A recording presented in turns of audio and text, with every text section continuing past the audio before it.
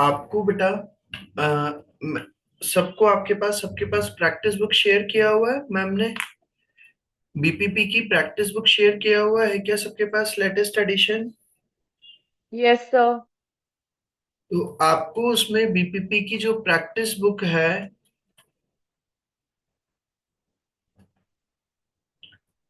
उस practice book का chapter number 1, 2, 3 और 4, 1, 2, 3 और 4, एक सेकंड में देख के बता देता हूँ।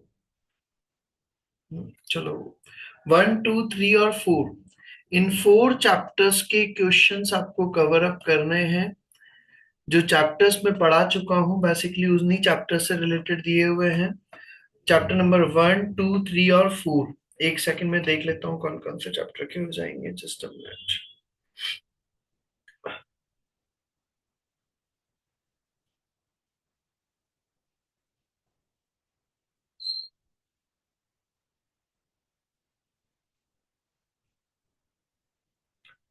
1, 2, 3 और 4 और 6, 6 वाला है इन्वेंटरी से रिलेटेड। ये 5 चैप्टर्स हैं, इसके प्रैक्टिस बुक के जो भी क्वेश्चंस हैं इनको कवर अप करिएगा। आज फ्राइडे है आपके पास, आज और कल का टाइम है, संडे का भी है। मंडे को मैं इन 5 चैप्टर्स से रिलेटेड इन क्वेश्चंस में जो भी डाउट्स होंगे वो डाउट्स में डिस्कस करूंगा मंडे को। तो ये आपका सबका वर्क है। तो क्या आपको जो अभी तक के हमने चैप्टर्स पढ़ चुके हैं उन चैप्टर से रिलेटेड प्रैक्टिस बुक में चैप्टर नंबर 1, 2, 3, 4 और 6, इन 5 चैप्टर्स के आपको क्वेश्चंस कवर अप करने हैं। Is it clear to everyone? Sir आपने अभी 6 चैप्टर करवाया नहीं है। 6 चैप्टर बेटा ये उसके अकॉर्डिंगली मत चला, वर्क बुक में जो सीरियल नंबर होता है और प्रैक्टिस बुक में जो सीरियल नंबर है वो अलग अलग है। Okay sir. Practice work book में जो अपना है चैप्टर नंबर 7 है, वो प्रैक्टिस बुक में चैप्टर नंबर 6 दे रखा है। तो वो क्या हो रहे हैं, प्रैक्टिस बुक में ऊपर नीचे है, वर्क बुक में ऊपर नीचे, तो आपको वो उस अकॉर्डिंगली मैं जैसे जैसे बता रहा हूँ वैसे कवर करना रहेगा। ठीक है। Yes sir. तो चैप्टर नंबर 1, 2, 3, 4 और 6 जो अभी तक का मैं पढ़ा चुका हूँ, ये चैप्टर्स के आपको क्वेश्चंस कवर अप करने हैं। And now today we are going to start chapter number 10, accrual and pre payments. सब बीच में इसका जो चैप्टर है 8 और 9, टेंजिबल नॉन करंट असेट्स और इनटेंजिबल नॉन करंट असेट्स, वो थोड़ा सा लेंथी चैप्टर है, बड़ा चैप्टर है। तो वो चैप्टर मैं अभी स्टार्ट नहीं कर रहा हूँ क्योंकि अभी बीच में ना दिवाली वगैरह की वजह से हो सकता है फिर बीच में डिस्टर्ब हो जाए तो वो अधूरा रहेगा चैप्टर, तो इसलिए अभी हम थोड़ा सा छोटा चैप्टर ले रहे हैं। छोटा नहीं है हालांकि, ये भी बड़ा चैप्टर है, accrual and pre payments. Exam में इसमें से क्वेश्चंस पुट अप होते हैं। इस चैप्टर में से किस तरह के क्वेश्चंस आते हैं, इस चैप्टर को स्टार्ट करने से पहले हम इस चैप्टर की थोड़ी सी थ्योरी कवर अप कर लेते हैं। उस थ्योरी के अंदर क्या क्या दिया है तो वो चीजें हम इसके अंदर रीड आउट करते हैं। बेसिकली ये जो हमारा चैप्टर दिया है चैप्टर नंबर 10, उसके अंदर सबसे पहली चीज हमारे 4 पॉइंट्स कवर अप किए हुए हैं। अक्रूवल्स, अक्रूवल्स मतलब आउटस्टैंडिंग एक्सपेंसेस। अक्रूवल्स एक्सपेंसेस बोल दें या आउटस्टैंडिंग एक्सपेंसेस बोल दें, मीनिंग सेम है। और इसका मीनिंग क्या होता है ये मैंने आपको वैसे स्टार्टिंग में भी पढ़ा चुका हूँ। It means those expenses which are incurred और विच हैव बिकम ड्यू। भाई ये मैं आपको थ्योरी पढ़ा रहा हूँ अभी, फिर हम उसके बाद में वर्क बुक में रीड आउट करना स्टार्ट करेंगे। अभी जो मैंने मेरे अपने नोट्स वगैरह जहां पर रिक्वायरमेंट होती है मैं आपको बोल चुका हूँ, वहां पर मैं पहले अपनी लैंग्वेज में आपको समझा दूंगा, उसके बाद में फिर हम उसको वर्क बुक में रीड आउट करेंगे। तो अक्रूवल एक्सपेंसेस का या हम बोलते हैं आउटस्टैंडिंग एक्सपेंसेस, ऐसे एक्सपेंसेस जो ड्यू हो गए हैं, इंकर्ड हो गए हैं, और विच have become due but not paid till the end of accounting year, लेकिन जिनका अकाउंटिंग ईयर एंड होने तक पेमेंट नहीं किया है, तो उन एक्सपेंसेस को हम कहते हैं अक्रूवल एक्सपेंसेस या आउटस्टैंडिंग एक्सपेंसेस। फॉर एग्जाम्पल मान लो मेरा ईयर चलता है 2021-22, 1 अप्रैल 2021 से लेकर 31 मार्च 22 तक। अब इन this year March 2022 rent expenses become due, rent March month का जो रेंट था वो ड्यू हो गया है, बट अभी तक ईयर एंड होने तक मैंने उसका पेमेंट नहीं किया, then rent expenses of March month will be known as outstanding expenses. तो हमारा जो मार्च मंथ का रेंट है उसको हम क्या कहेंगे, outstanding expenses. And outstanding expenses will be the part of current year expenses. हमने पढ़ा था एक मैचिंग कॉन्सेप्ट, जिस ईयर की इनकम है उसी ईयर के हम एक्सपेंसेस लेते हैं, डजेंट मैटर आपके सारे एक्सपेंसेस कैश में हुए या नहीं हुए, बट हम वो सारे एक्सपेंसेस को लेते हैं।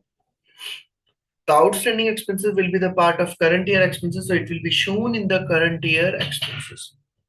वो करंट ईयर से रिलेटेड है, रिलेटेड रिलेटेड किससे, करंट ईयर से, तो हम इसको करंट ईयर के एक्सपेंसेस के अंदर शो करेंगे। At year end for outstanding expenses entry क्या बनेगी सर हमारी, अगर हम आउटस्टैंडिंग एक्सपेंसेस की अगर एंट्री बनाए तो एंट्री हमारी बनेगी डेबिट एक्सपेंसेस अकाउंट और credit outstanding expenses account. Sir ये एंट्री कैसे बनी बेटा, खर्चा बढ़ रहा है तो एक्सपेंसेस को मैंने बताया था आप लोगों का, एक्सपेंसेस बढ़ते हैं तो क्या करते हैं हम, डेबिट करते हैं। और आउटस्टैंडिंग एक्सपेंसेस क्या है, हमारी लाइबिलिटी, मुझे अमाउंट पे करना है, अभी तक किया नहीं है, तो वो मेरी लाइबिलिटी, और लाइबिलिटी जब इंक्रीज होती है तो हम उसको क्या करते हैं, क्रेडिट करते हैं। तो डेबिट एक्सपेंसेस अकाउंट और क्रेडिट आउटस्टैंडिंग एक्सपेंसेस अकाउंट।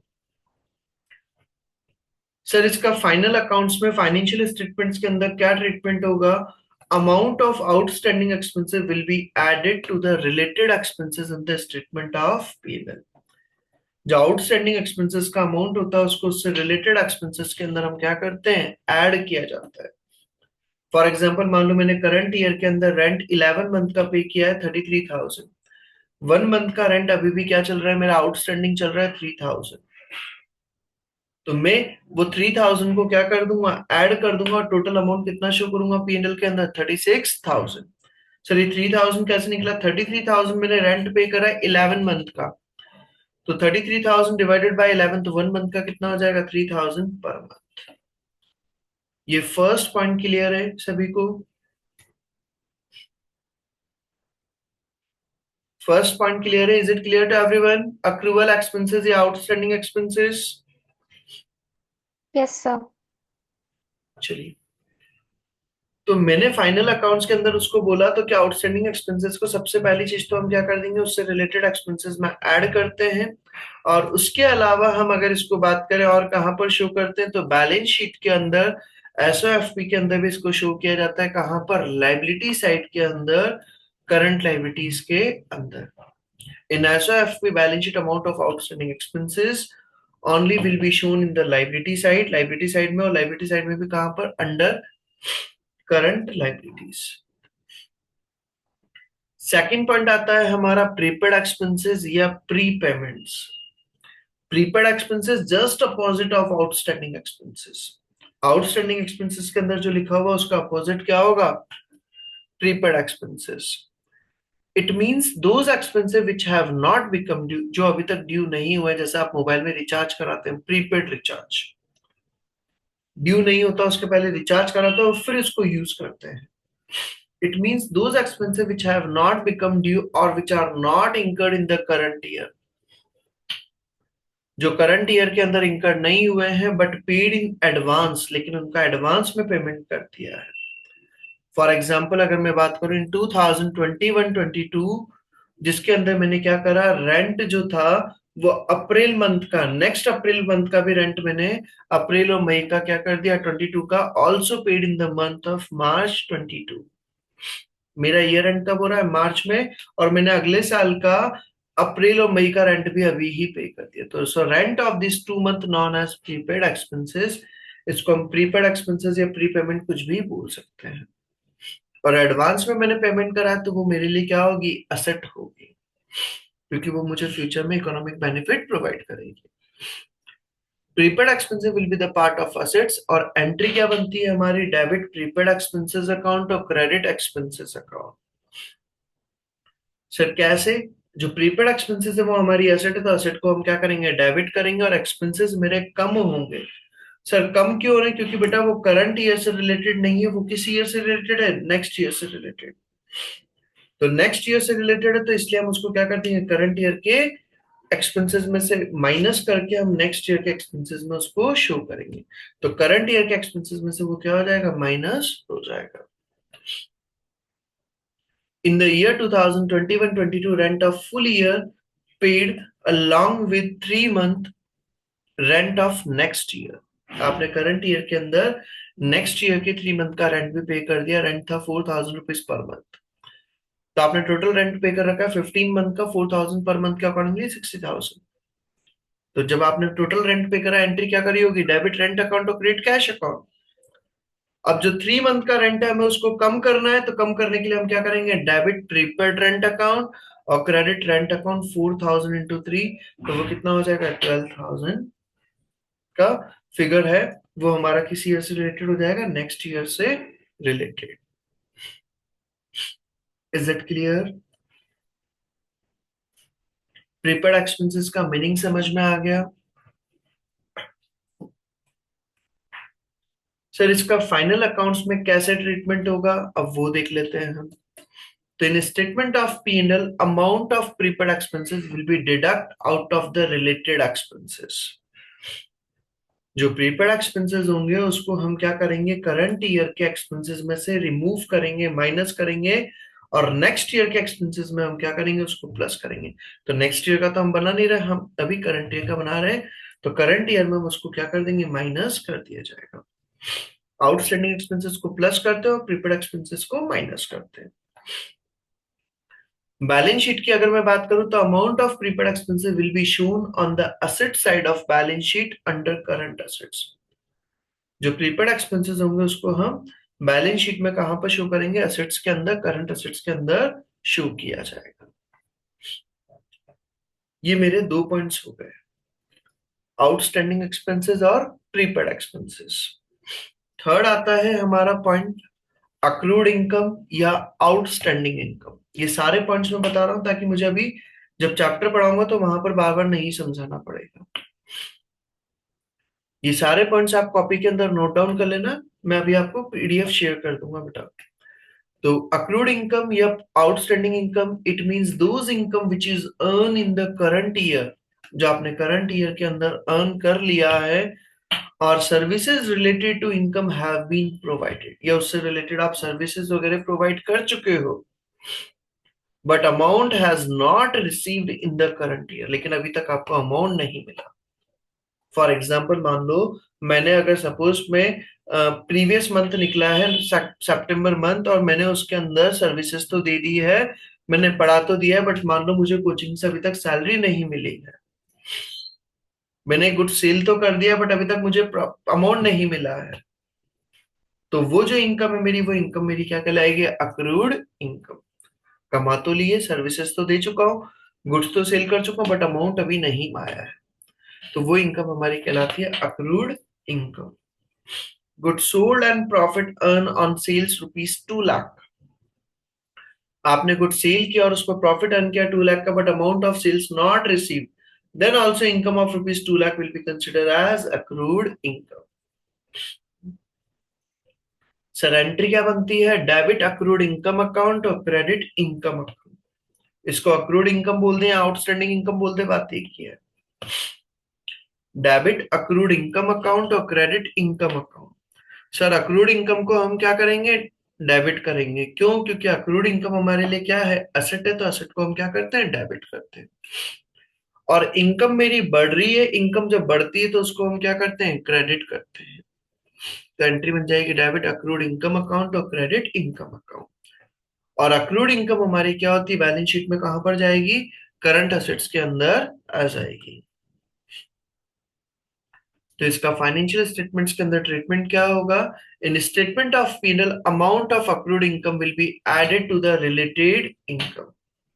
उससे रिलेटेड इनकम के अंदर हमने जो पैसा अर्न कर लिया है, अभी तक रिसीव नहीं हुआ है, उस अमाउंट को भी हम क्या कर देंगे, ऐड करके शो करेंगे।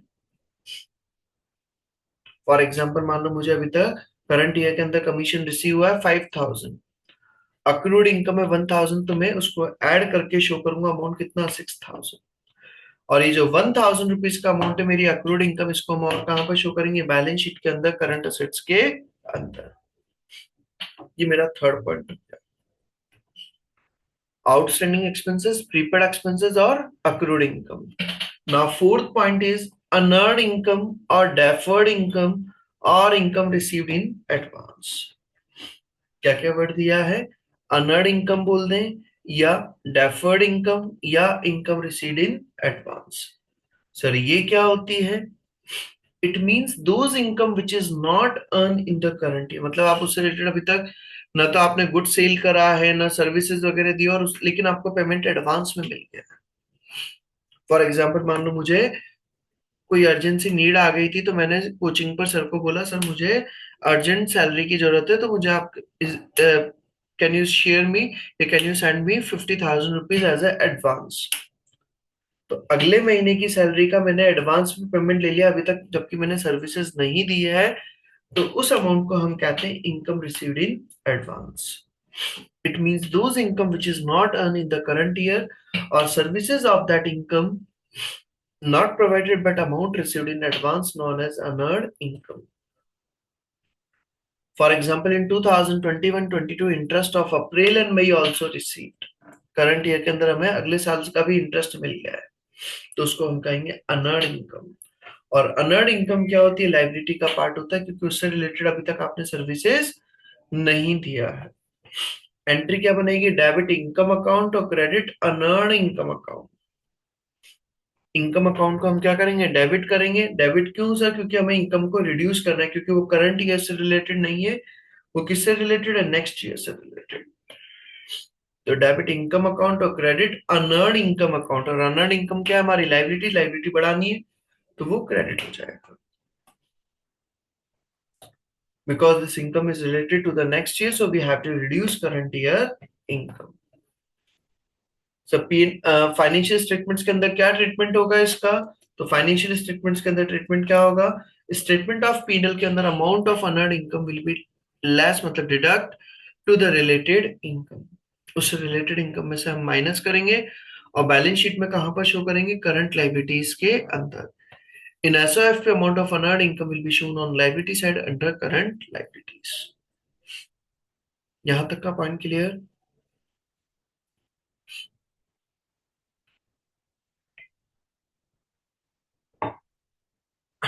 यहां तक के पॉइंट में कोई डाउट है बेटा? So please explain it again. 4 points पढ़े हैं हमने अभी तक. क्या क्या? सबसे पहला पॉइंट बताया मैंने, आउटस्टैंडिंग एक्सपेंसेस. आउटस्टैंडिंग एक्सपेंसेस के अंदर हमारा सबसे पहला ऐसा एक्सपेंसेस जो ड्यू हो गए हैं बट अभी तक जिनका पेमेंट नहीं किया, मीनिंग हो गया. एंट्री क्या बनेगी? डेबिट एक्सपेंसेस अकाउंट और credit outstanding expenses account. Financial statements के अंदर क्या ट्रीटमेंट होगा? उसको स्टेटमेंट ऑफ पीनल के अंदर उससे रिलेटेड एक्सपेंसेस में ऐड करेंगे और बैलेंस शीट के अंदर उसको कहां पर शो करेंगे? As a liability under current liability show करेंगे. First point outstanding expenses. Second point हमारा आया था प्रीपेड एक्सपेंसेस. ऐसे एक्सपेंसेस जो ड्यू नहीं हुए हैं बट जिनका एडवांस में पेमेंट कर दिया जाता है. जो ड्यू नहीं हुए हैं बट जिनका एडवांस में पेमेंट कर दिया जाता है, तो उन एक्सपेंसेस को हम कहते हैं प्रीपेड एक्सपेंसेस. और प्रीपेड एक्सपेंसेस के केस में हम एंट्री क्या करेंगे? डेबिट प्रीपेड एक्सपेंसेस अकाउंट और credit expenses account. Financial statements के अंदर क्या ट्रीटमेंट होगा? इसको एक्सपेंसेस को हम क्या करेंगे? रिड्यूस करेंगे, कम करेंगे. क्यों? क्योंकि वो नेक्स्ट ईयर से रिलेटेड, इसलिए हम करंट ईयर के एक्सपेंसेस को कम कर देंगे. और बैलेंस शीट के अंदर हम उसको कहां पर शो करेंगे? एसेट साइड के अंदर शो करेंगे. थर्ड हमारा आया था अक्रूड इनकम. ऐसी इनकम जो आपने अर्न कर ली है, उससे रिलेटेड आप गुड्स सेल आउट कर चुके हैं, सर्विसेज दे चुके हैं, बट अभी तक वो अमाउंट रिसीव नहीं हुआ है, तो उस इनकम को हम कहते हैं अक्रूड इनकम. एंट्री क्या बनेगी? डेबिट अक्रूड इनकम अकाउंट और credit income account. Statement of PNL में उसका क्या ट्रीटमेंट होगा? स्टेटमेंट ऑफ पीनल के अंदर इनकम साइड में उससे रिलेटेड इनकम में हम उसको क्या करेंगे? ऐड करेंगे, क्योंकि वो करंट ईयर से रिलेटेड इनकम है. और बैलेंस शीट में एसओएफपी के अंदर क्या होगा? उसको हम कहां पर शो करेंगे? एसेट साइड के अंदर शो किया जाएगा. Third point. फोर्थ पॉइंट हमारा आया था अनर्न्ड इनकम या इनकम रिसीव्ड इन एडवांस या डेफर्ड इनकम. ऐसी इनकम जो अभी तक आपने उससे रिलेटेड सर्विसेज नहीं दी है बट आपको पेमेंट एडवांस में मिल जाता है, तो उस इनकम को हम कहते हैं अनर्न्ड इनकम. एंट्री क्या बनती है, डेबिट इनकम अकाउंट और क्रेडिट अनअर्न्ड इनकम अकाउंट, क्योंकि हमारी अनअर्न्ड इनकम क्या है, हमारी एक लाइबिलिटी है। इसको हम पीएनएल में क्या करेंगे, उससे रिलेटेड इनकम में से हम क्या कर देंगे, माइनस कर देंगे, और बैलेंस शीट के अंदर हम उसको कहां पर शो करेंगे, लाइबिलिटी साइड के अंदर शो किया जाएगा। होपफुली ये चारों पॉइंट समझ में आगे होंगे बेटा सभी को। Yes sir. किसी को भी अगर डाउट हो तो बोले बेटा इन 4 पॉइंट्स में।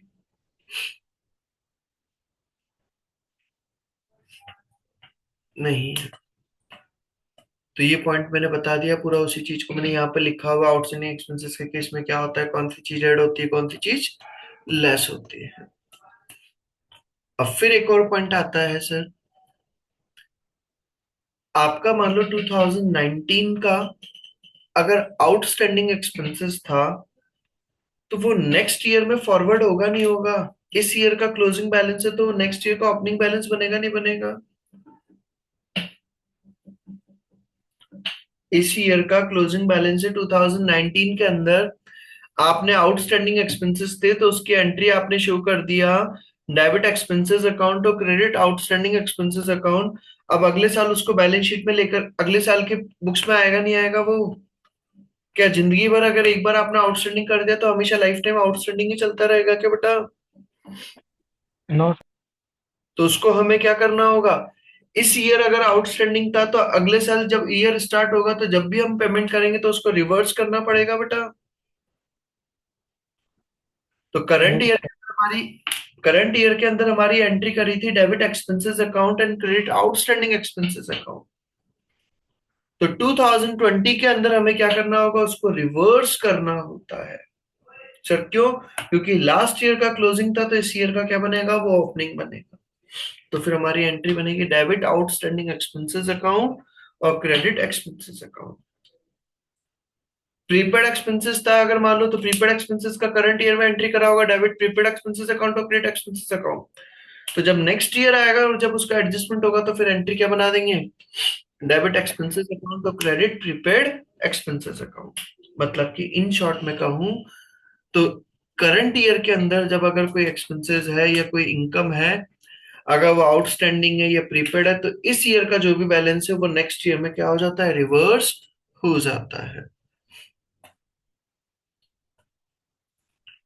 तो क्या लिखा हुआ है इसके अंदर हमारा, रिवर्सल ऑफ आउटस्टैंडिंग एक्सपेंसेस या प्रीपेड एक्सपेंसेस या अक्रूड इनकम या अनर्ड इनकम। बोले बट गुरजोत? सर अगर अगले साल भी हमने आउटस्टैंडिंग रखा तो फिर क्या होगा? तो फिर वापस से हम उसको आउटस्टैंडिंग के फॉर्म में डाल देंगे एक्सपेंसेस अकाउंट। तो अगले साल अगर आउटस्टैंडिंग रहेगा तो वो अगले साल में उस साल का और प्रीवियस ईयर का दोनों मिला करके फिर हम उसको क्या कर देंगे, आउटस्टैंडिंग के फॉर्म में कंटिन्यू कर देंगे। लेकिन एक बार तो हमें ईयर के स्टार्टिंग में रिवर्सल करना जरूरी है। Is it yes clear? Sir. चलिए, तो मैं सिंपल सा पॉइंट बोल रहा हूं, जब भी हमारे एक्सपेंसेस होते हैं, outstanding expenses, prepaid expenses, accrued income, deferred income, इस ईयर का जो क्लोजिंग बैलेंस है उसको हमें नेक्स्ट ईयर में क्या करना होता है, रिवर्सल करना होता है। बिल्डिंग रेंट का एक्सपेंसेस था मार्च 2022 का, नहीं पे करा था मार्च में। So in this year rent of March expenses shown as outstanding expenses, so in the next year it will be reverse when actual payment made और रिसीव्ड। जैसे अपन ने आउटस्टैंडिंग एक्सपेंसेस की क्लोजिंग एंट्री करा था debit expenses account और credit outstanding expenses account, तो जब नेक्स्ट ईयर आएगा तो उसकी हम रिवर्स एंट्री करेंगे डेबिट आउटस्टैंडिंग एक्सपेंसेस अकाउंट और credit expenses account. Prepaid expenses के केस में हमने एंट्री पढ़ा था डेबिट प्रीपेड एक्सपेंसेस अकाउंट और क्रेडिट एक्सपेंसेस अकाउंट, तो नेक्स्ट ईयर में क्या बन जाएगी, reverse entry debit expenses account और credit prepaid expenses account. Accrued income के केस में हमने एंट्री पढ़ा था डेबिट अक्रूड इनकम अकाउंट और क्रेडिट इनकम अकाउंट, तो नेक्स्ट ईयर में वो रिवर्सल होकर के एंट्री क्या बन जाएगा, डेबिट इनकम अकाउंट और credit accrued income. Unearned income के केस में हमने एंट्री करा था डेबिट इनकम अकाउंट और क्रेडिट अनर्ड इनकम अकाउंट, तो नेक्स्ट ईयर में एंट्री बन जाएगा डेबिट अनर्ड इनकम अकाउंट और क्रेडिट इनकम अकाउंट। ये टॉपिक समझ में आ गया है बेटा? रिवर्सल, क्लियर है पॉइंट ये? मतलब कि आपने जो करंट ईयर में यस एंट्री सर। किया उसको जस्ट आपको रिवर्स करना होता है। यहां तक की बात हो गई सर। सर हाँ बोलिए। सर अगर मतलब पेमेंट करी नहीं है तो भी रिवर्स करना जरूरी है? एक बार स्टार्टिंग में हमें रिवर्सल करना जरूरी होता है, क्योंकि फिर अगर आपने पेमेंट नहीं करा है तो वो ऑटोमेटिकली करंट ईयर के एंड में पेमेंट नहीं हुआ होगा, तो फिर वो वापस से क्या हो जाएगा, आउटस्टैंडिंग में आ जाएगा। एक बार का हमें, क्योंकि बेटा आपका अगर क्लोजिंग अगर पड़ा है तो ओपनिंग बनाने के लिए आपको एक बार रिवर्स एंट्री तो करना पड़ेगा ना। Is it clear? Yes sir. तो अभी तक के में मैंने इस चैप्टर के अंदर दो मेन टॉपिक समझा दिए हैं, चारों पॉइंट्स के मीनिंग समझा दिए। Outstanding expenses, prepaid expenses, accrued income और अनअर्न्ड इनकम, उनका मीनिंग क्या होता है, उनकी एंट्री क्या होती है, उनका ट्रीटमेंट क्या होता है। और जब अगर हमारा ओपनिंग बैलेंस अगर होगा तो उसका ओपनिंग के में हमें क्या एंट्री करनी होती है रिवर्सल करके, वो भी मैंने बता दिया। फिर आता है इसी के बाद में हमारा नेक्स्ट टॉपिक, एक्सपेंसेस अकाउंट। आगे का पढ़ा दूं ना बेटा अभी, और है ना कैपेसिटी, ऐसा तो नहीं ना ज्यादा हो जाएगा? आगे का टॉपिक पढ़ा दूं ना बेटा? बोले? Yes sir. चलिए, तो इसी के बाद में फिर हम आगे आते हैं नेक्स्ट टॉपिक पर। अ, हम इसमें एक पॉइंट लेते हैं, नेक्स्ट पॉइंट हमारा आता है एक्सपेंसेस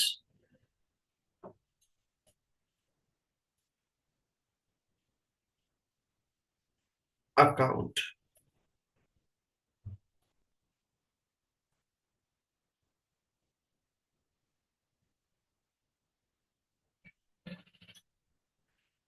आपको एक्चुअली एग्जाम में कई बार क्वेश्चन के अंदर हम क्वेश्चंस करेंगे, वो मैं अभी आज थ्योरी पार्ट समझा रहा हूँ, कल वाले लेक्चर में जब मैं इसका प्रैक्टिकल पार्ट समझाऊंगा तो वहां पर वो चीज बताऊंगा पूरा। इसलिए आज की जो थ्योरी बता रहा हूँ इसको अच्छे से कवर अप कर लेना। अगर क्वेश्चन के अंदर आपको अगर एक्सपेंसेस से रिलेटेड इंफॉर्मेशन दे रखी है, तो हमारा अगर ओपनिंग बैलेंस दे रखा है और अगर वो क्रेडिट साइड का अगर ओपनिंग बैलेंस है, बैलेंस बीडी, तो इसका मतलब है ये हमारा कौन सा बैलेंस है, आउटस्टैंडिंग एक्सपेंसेस का ओपनिंग बैलेंस। और अगर वो ओपनिंग बैलेंस अगर डेबिट साइड का दे रखा है तो इसका मतलब है बैलेंस बीडी, प्रीपेड एक्सपेंसेस का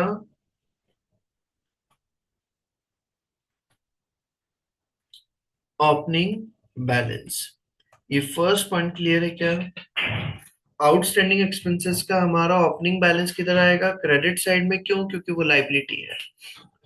प्रीपेड एक्सपेंसेस का ओपनिंग बैलेंस किधर आएगा, डेबिट साइड में, क्योंकि वो हमारी एसेट है। नेक्स्ट थिंग, जब आपका क्लोजिंग बैलेंस की अगर मैं बात करूं तो क्लोजिंग बैलेंस क्या होगा, जस्ट अपोजिट। अगर आपका बैलेंस शीट आता है, हम लिखते हैं इसको डेबिट साइड में इक्वल करने के लिए, मतलब कि क्रेडिट बैलेंस कहलाता है, तो इसका मतलब होता है आउटस्टैंडिंग एक्सपेंसेस का क्लोजिंग बैलेंस। आउटस्टैंडिंग एक्सपेंसेस का क्लोजिंग बैलेंस। और अगर आपको प्रीपेड एक्सपेंसेस का क्लोजिंग बैलेंस दे रखा है तो वो हमारा आएगा balance CD, prepaid expenses closing balance. यहां तक के चारों पॉइंट्स क्लियर हैं। आउटस्टैंडिंग एक्सपेंसेस का ओपनिंग बैलेंस दे रखा है तो वो क्रेडिट साइड में आएगा, और क्लोजिंग बैलेंस है तो डेबिट साइड में। प्रीपेड एक्सपेंसेस का ओपनिंग बैलेंस है तो डेबिट साइड में, और क्लोजिंग बैलेंस है तो क्रेडिट साइड में। ये पॉइंट याद रखिएगा।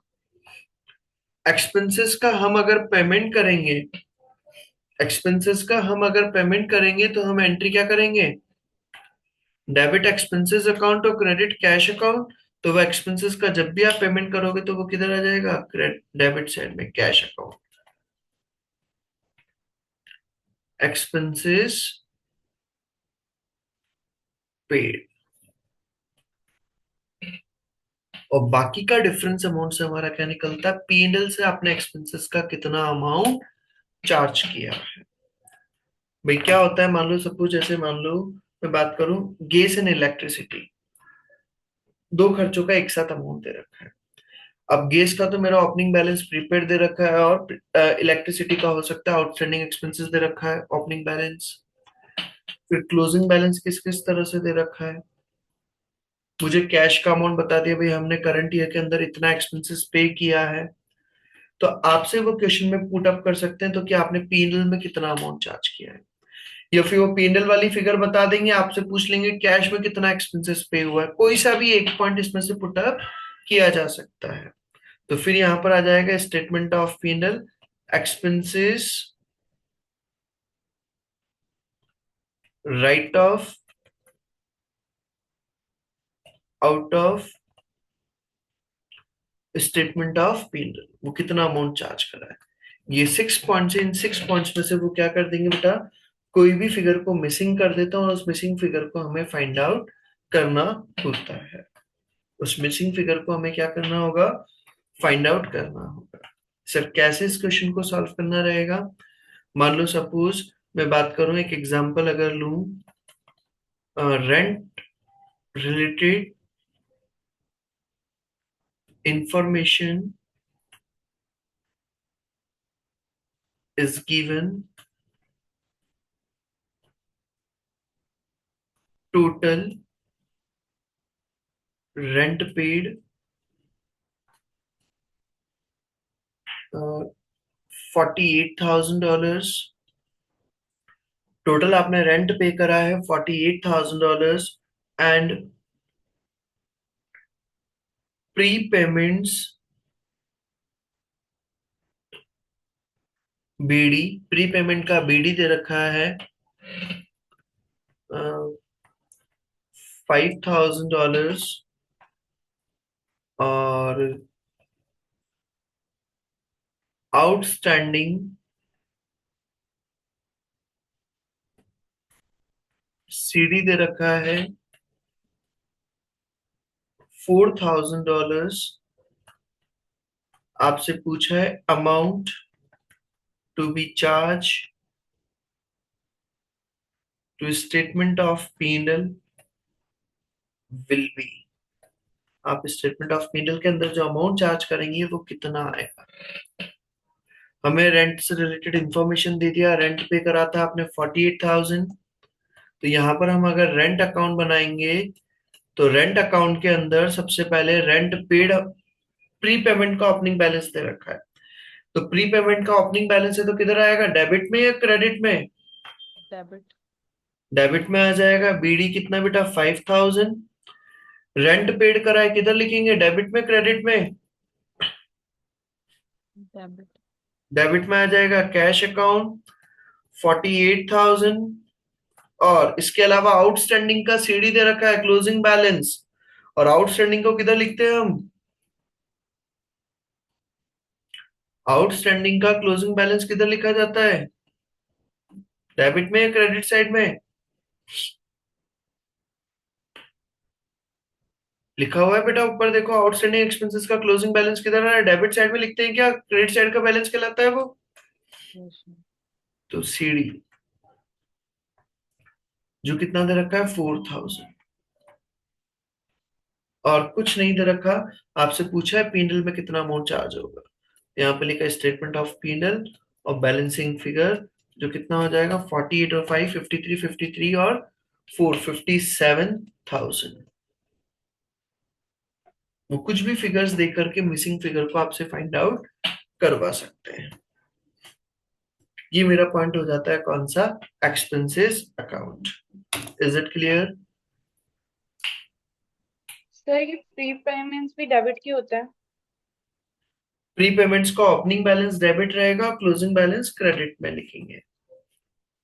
ओपनिंग बैलेंस क्योंकि हमारा एंट्री क्या बनेगी बेटा हमारी, भाई आपका असेट है तो असेट है तो हम उसको किधर लिखेंगे, डेबिट साइड में।